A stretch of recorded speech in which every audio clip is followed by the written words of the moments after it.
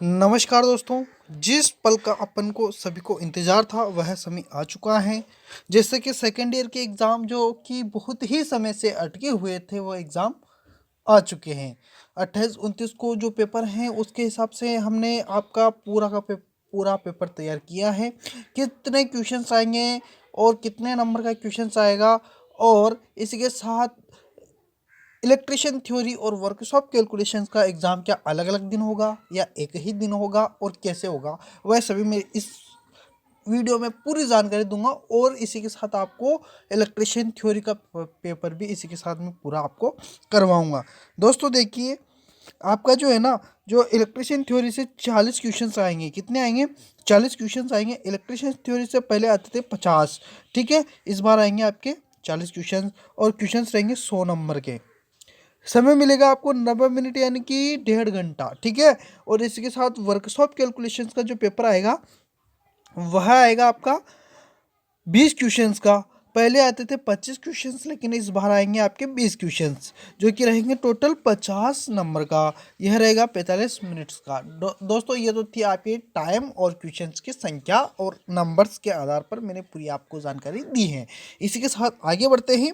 देखिए, अगर employability skills का भी अगर आपका अटका हुआ है या आपके बैक आई है, तो इसी प्रकार से 20 नंबर का एम्प्लॉयबिलिटी स्किल्स के क्वेश्चंस आएंगे और 50 नंबर के, तो ये अलग रहेगा, ठीक है। इसी के साथ आपको मैं ये बता देता हूँ कि ट्रेड थ्योरी का और वर्कशॉप कैलकुलेशंस का यह दोनों पेपर एक साथ आएंगे, एक ही साथ पोर्टल पे ये खुलेंगे, थ्योरी का भी और वर्कशॉप कैलकुलेशन का। यानी कि आपके दोनों पेपर साथ होंगे, एक ही दिन होंगे, ठीक है। अलग अलग दिन आपको जाने की ज़रूरत नहीं रहेगी, आपके दोनों पेपर एक ही साथ होंगे।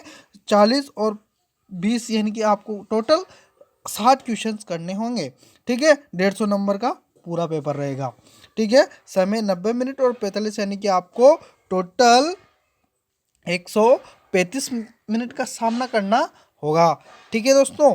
अब आते हैं क्वेश्चंस किस प्रकार से आएंगे और कैसे कैसे क्वेश्चंस आएंगे, वह मैं आपके सामने लाता हूँ। देखिए कैसे आएंगे 40 क्वेश्चंस। दोस्तों, हैंड राइटिंग यानी मैंने अपने हाथों से लिखा है, आपके लिए पेपर बनाया है, बहुत ही अच्छे क्वेश्चंस दिए हैं, बहुत फ़ायदा होगा। अंतिम तक आप वीडियो को देखेंगे तो आपको बहुत ही फ़ायदा होने वाला है। दोस्तों, पहला ही क्वेश्चन आपके सामने है कि भारत में शक्ति की कुल स्थापित क्षमता कितनी होती है। भारत में शक्ति की कुल स्थापित क्षमता जो होती है ना, वह होती है 12,000 मेगावाट, ठीक है। दूसरा क्वेश्चन से आपका, निम्न में से किस वाइंडिंग में अधिक ईएमएफ उत्पन्न होता है।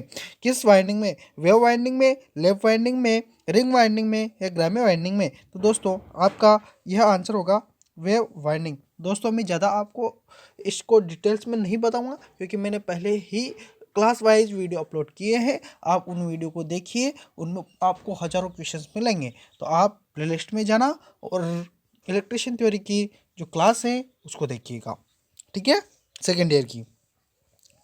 देखिए दोस्तों, अगला क्वेश्चन से आपका, आर्मेचर वाइंडिंग के अर्थ दोष परीक्षण के लिए अपनाई जाने वाली विधि कौन सी है। तो देखिए, आर्मेचर वाइंडिंग के अर्थ दोष परीक्षण के लिए अपनाई जाने वाली जो विधि है, क्या ग्राउलर विधि, श्रेणी टेस्ट लैंप विधि, वोल्टता पतन विधि या उपरोक्त सभी? तो यह आपका आंसर रहेगा इसमें उपरोक्त सभी। अगला क्वेश्चन से, सिक्रोनस मोटर पावर कारक पर कार्य कर सकती है। सिक्रोनस मोटर जो होती है पावर कारक पर कार्य कर सकती है, केवल लीडिंग पर, केवल लैगिंग पर, यूनिटी पर या उपरोक्त सभी? तो इसमें से आपका आंसर रहेगा केवल लैगिंग पर, क्योंकि ये केवल लैगिंग पर कार्य करती हैं। अगला क्वेश्चन है, पावर किसी मोटर में घूमने वाले, ठीक है, किसी किसी मोटर में घूमने वाले चुंबकीय फील्ड की रफ्तार को कहा जाता है।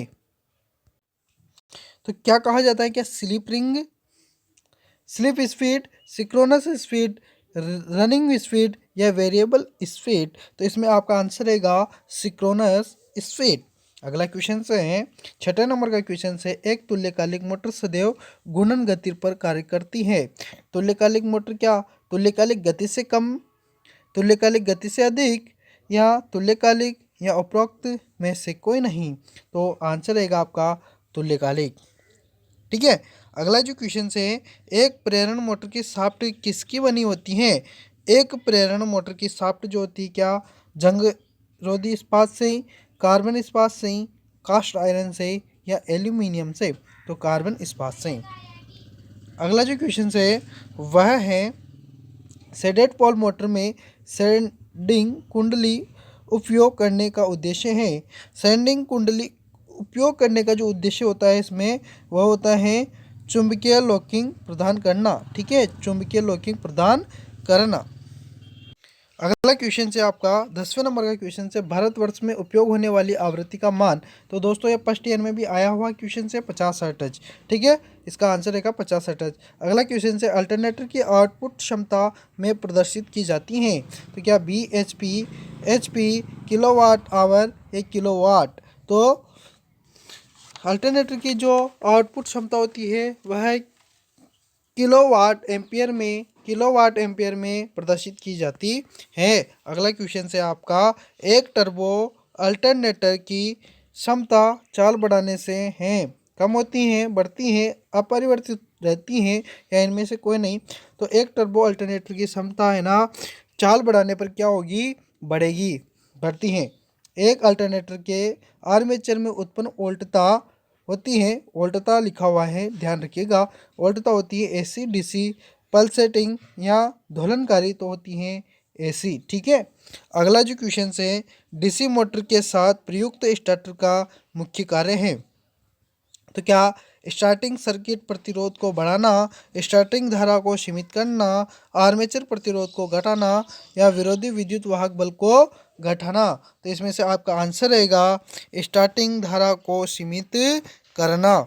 ठीक है, अगला क्वेश्चन है दशमलव संख्या को बाइनरी नंबर में से कैसे बदला जा सकता है? तो 2 से डिवाइड करके, दशमलव को 2 से विभाजित करके। अगला जो क्वेश्चन है आपका 16वां नंबर क्वेश्चन है एक 3 फेज प्रेरण मोटर के स्टेटर में चुंबकीय क्षेत्र की गति कौन सी होती है?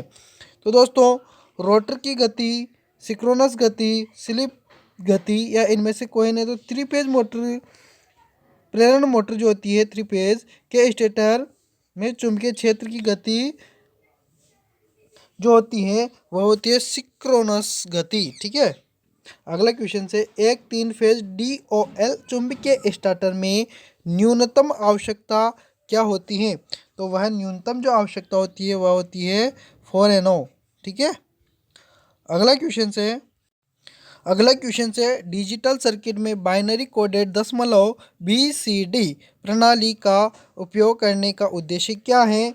तो इस प्रणाली का जो उपयोग है वो करने का उद्देश्य होता है डेटा इनपुट संग्रहित करना, डेटा इनपुट संग्रहित करना। CRO कैथोड रे ऑसिलोस्कोप इसकी फुल फॉर्म होती है। द्वारा किस मात्रा को मापा जा सकता है? तो इसके द्वारा आवृत्ति को मापा यानी कि फ्रिक्वेंसी को मापा जाता है।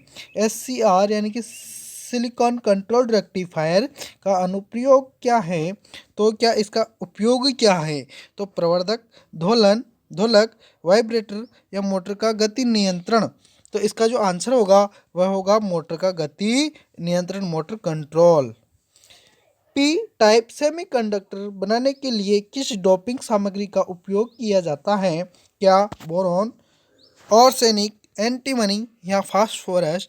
तो दोस्तों इसमें से आपका जो आंसर होगा वह होगा बोरॉन। अगला जो क्वेश्चन है डीसी जनरेटर में प्रेरित EMF की दिशा ज्ञात करने के लिए किस नियम का उपयोग किया जाता है? तो इसमें होगा आपका आंसर डी जो कि है फ्लेमिंग के दाहिने हाथ का नियम। अगला क्वेश्चन है डिस्ट्रीब्यूशन वोल्टेज प्राय होती है, डिस्ट्रीब्यूशन वोल्टेज प्राय होती है दोस्तों 2.4 किलोवाट से 33 किलोवाट के मध्य। अगला क्वेश्चन है आपका सीमेंट कंक्रीट खंबे के बीच की दूरी रखी जाती है, 2 खंबे के बीच की दूरी रखी जाती है 67 मीटर, यानी कि आपका 67 मीटर आंसर सही रहेगा। अगला जो क्वेश्चन है किसी भवन की छत से 33 किलोवाट पारेषण लाइन की न्यूनतम ऊंचाई होती है। तो छत से पारेषण लाइन की जो ऊंचाई होती है यह ऊंचाई होती है 3.66 मीटर। ठीक है, अगला क्वेश्चन से बायोगैस का उत्पादन किया जाता है। बायोगैस का जो उत्पादन किया जाता है वह पशुओं के गीले गोबर से किया जाता है। अगला जो क्वेश्चन से आपका कि परमाणु शक्ति संयंत्र में ग्रेफाइट का प्रयोग किस रूप में किया जाता है, तो उसका उपयोग मंदक के रूप में किया जाता है। अगला जो क्वेश्चन है दोस्तों आपका, प्राकृतिक रूप से प्राप्त शुद्ध सिलिकॉन एवं जर्मेनियम पदार्थ को क्या कहते हैं, तो इस पदार्थ को कहा जाता है क्या चालक पदार्थ, इंट्रिंसिक अर्धचालक या एक्सट्रिंसिक अर्धचालक या विद्युत रोधी पदार्थ, तो इसको कहा जाता है इंट्रिंसिक अर्धचालक। ठीक है। अगला क्वेश्चन है चारकोल किस प्रकार का ईंधन है, क्या ठोस, द्रव, गैस या इनमें से कोई नहीं, तो यह होता है ठोस। ठीक है, चारकोल।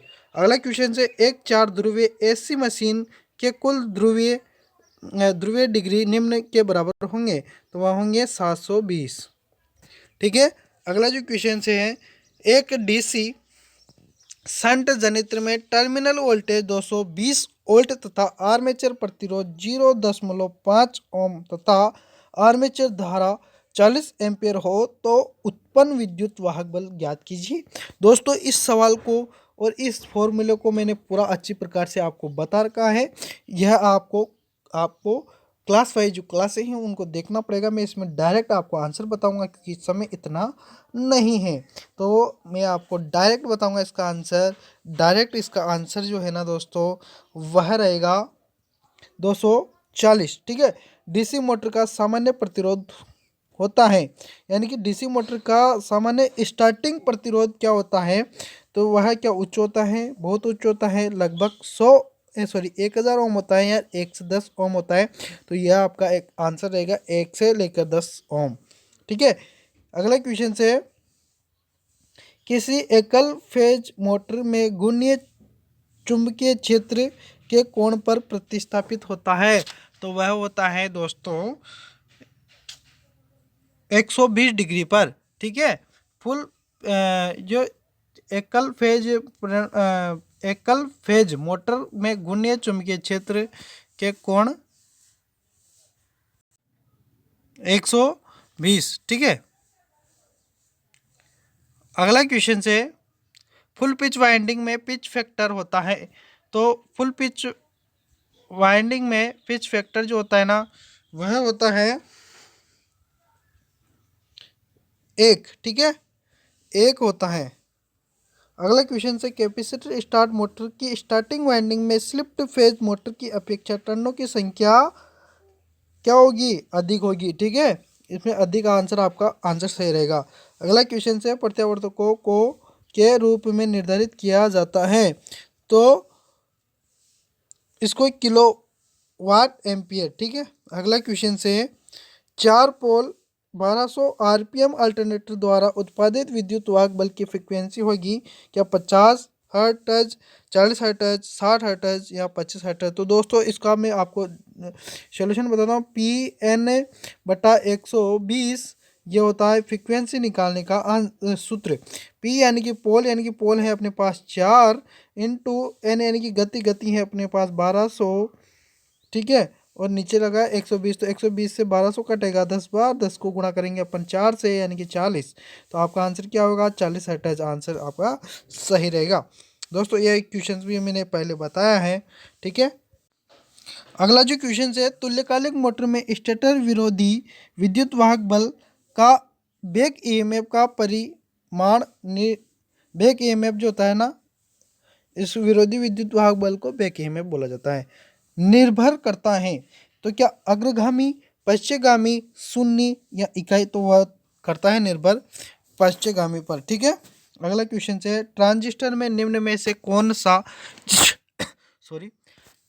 ट्रांजिस्टर में निम्न में से कौन सा क्षेत्र सबसे बड़ा होता है, तो क्या कलेक्टर, बेस, एमिटर या ये सभी। ट्रांजिस्टर होता है उसमें 3 होते हैं, तो कलेक्टर जो होता है ना वो सबसे बड़ा होता है और बेस सबसे छोटा और एमिटर उस बीच हो। ठीक है, ध्यान रखिएगा। अगला क्वेश्चन से सौर ऊर्जा की दक्षता लगभग होती है, तो होती है 15%। ठीक है।